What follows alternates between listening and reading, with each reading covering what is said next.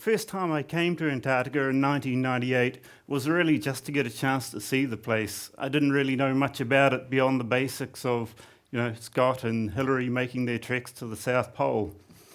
My job offer to work here was a 12-month contract working as a communications tech, but I really wasn't keen on spending the winter. The idea of being trapped here with no way out, with months of unending darkness, just didn't appeal to me at all. When I finally did get here, though, I just fell in love with the place, the people, and I actually enjoyed the winters a lot more than the summer, to my surprise. During my first winter, we made a winter trip to Cape Crozier. This was about 2 weeks before the sun was due to set for the last time, and we're only down to just a couple of hours daylight each day. The temperatures back at TEDxScottBase here dropped to close to minus 50, that's around about minus 60 Fahrenheit, and we were sleeping in the Scott Polar tents. This was the same basic design that Scott had used nearly 120 odd years ago. So we were camped out there. We had 2 mattresses underneath us, plus an insulating ground mat.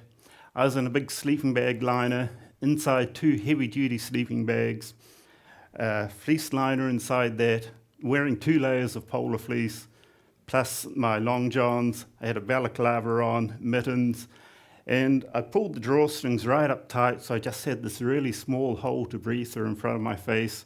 But my eyes were just aching. It felt like my eyeballs were freezing in their sockets, so I pulled my balaclava around backwards and breathed through that for the night. In the morning, when I woke up, I sort of peered out of my cocoon and realized I was looking through this tunnel of ice crystals that had formed from the breath freezing overnight, and it perfectly framed this bar of chocolate that was just hanging in the tent above me. And I just had this primal instinct that I need more energy, so I pulled the sleeping bags open, was showered in the face with ice crystals, grabbed this chocolate, ripped it open and stuck it in my mouth, and then it instantly froze to my tongue. So I was lying there with this hard chocolate stuck in my mouth, thinking, well, that was a silly thing to do. So it took about 10 minutes for it to slowly warm up before I could peel it off my tongue.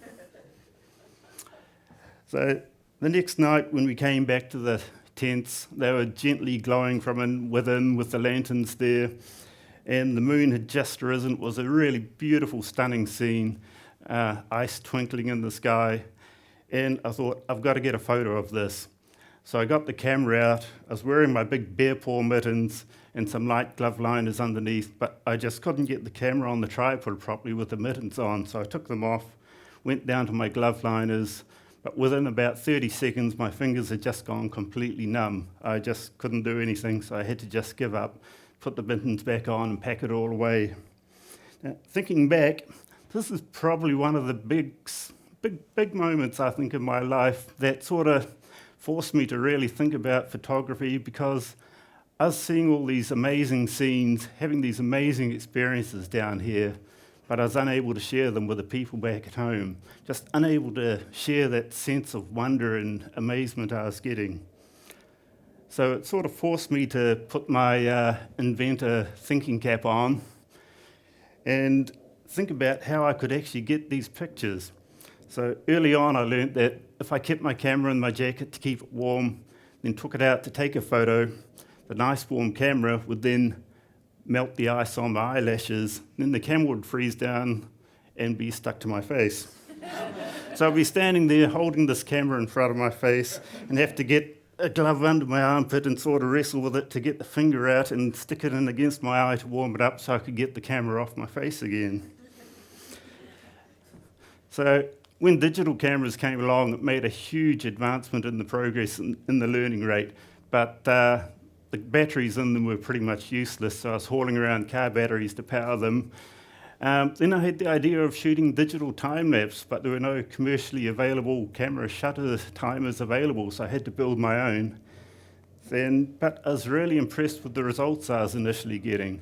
It just seemed to bring the landscape to life, the things that you could feel and sense around you, but not actually see with the naked eye. But of course, shooting so much time-lapse, there was a problem with that, because I tend to wear out a lot of shutters in the cameras. And of course, the fact that the lubricants inside the cameras have a tendency to basically turn to toffee in the extreme cold didn't help either.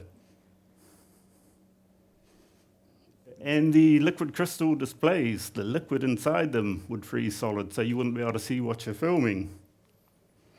Cameras tended to have the lenses distort and go out of shape on certain brands, so the pictures would actually go out of focus.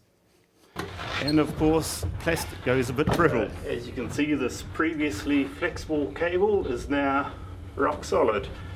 And if I try and bend the end of the cable, it just snaps apart. And of course, as any good videographer will tell you, you really need a nice fluid head tripod to get those nice smooth panning shots, but the problem being that the fluid inside the fluid head tripod will freeze solid and you've basically got a brick on top of your tripod. Most commercially available motion control systems will have rubber drive belts, plastic pulleys and cogs in them, which will all snap in the cold. So I've basically had to build my own things from scratch with solid metal on metal driving just to make things reliable. 24-hour sunlight in summer is brilliant. When you can power your cameras with solar panels, keep the batteries topped up, you can basically shoot non-stop. But of course, wintertime there's no sunlight, so not much good.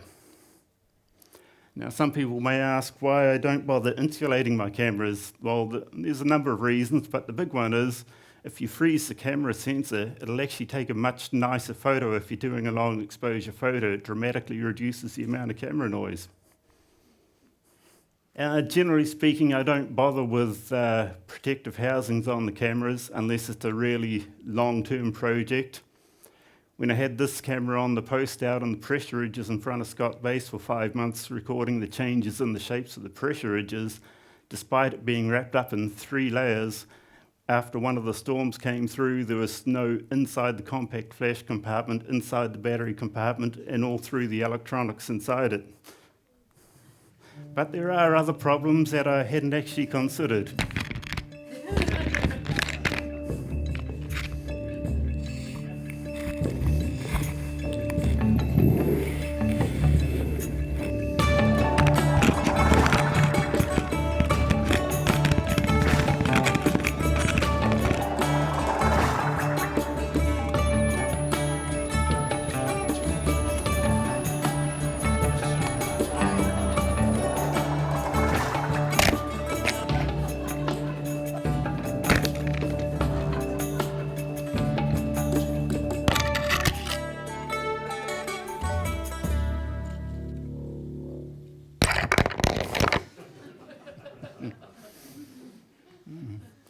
So these days, I try to not just take pretty pictures, but also do things that are valuable to the scientific research that's going on here.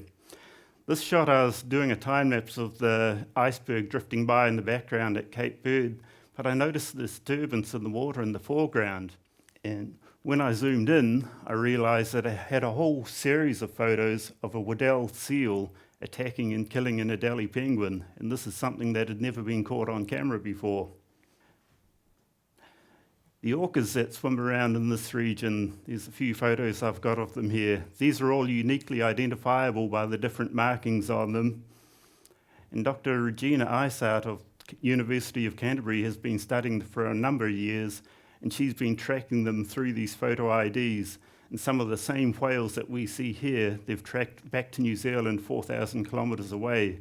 And this is something anyone can help with if they get good close-up photos of orcas anywhere in the world. The first time I shot time-lapse footage of polar stratospheric nacreous clouds 14 years ago, the researchers at NIWA in New Zealand were fascinated to see how they formed standing waves in a clearly defined layer in the stratosphere. And this is part of the ozone destruction process.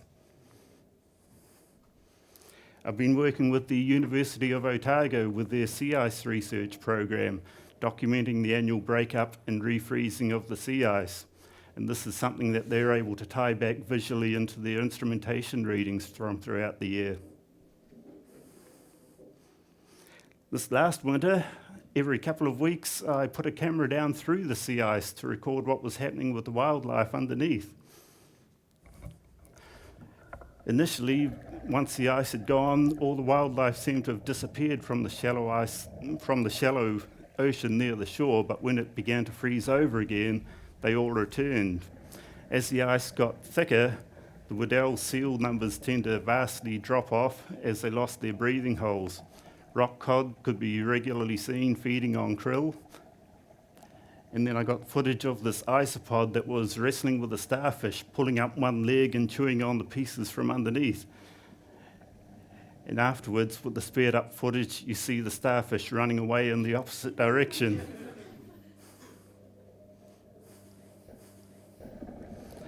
Late in the winter, a swarm of sea angels, or pteropods, came through.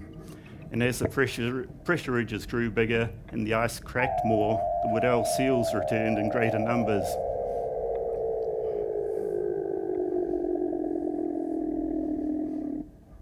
All those shots were shot in the same area, right in front of ScottBase here.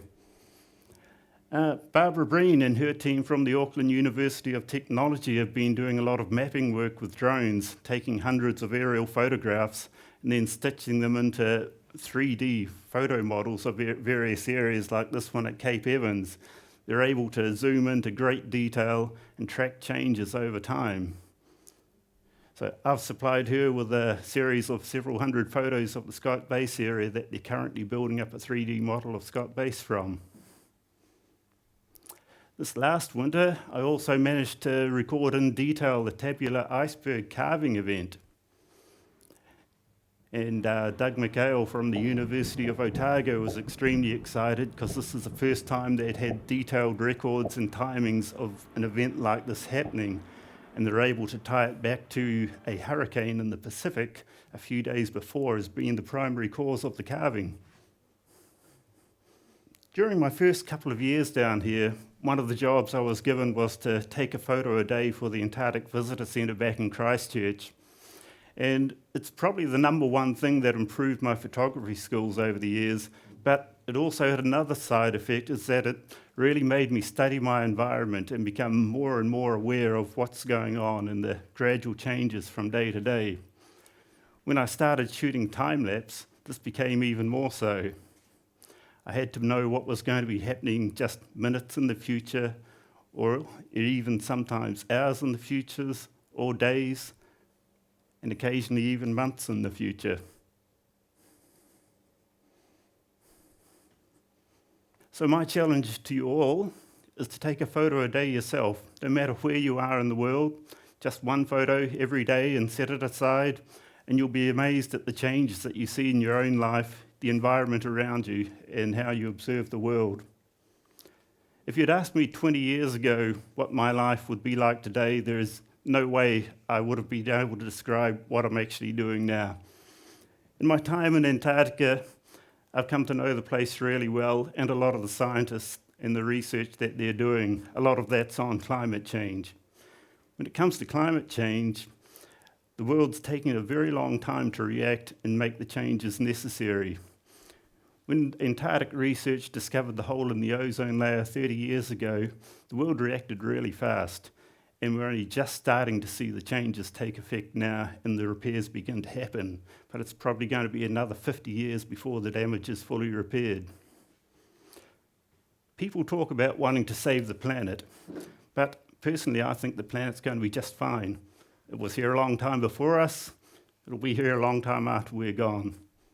What we really need to save is ourselves and our future generations from our own short-sightedness. My hope is that my work here will help with the scientific research going on, will help people learn about Antarctica, but most importantly, help them care about this amazing place. Thank you.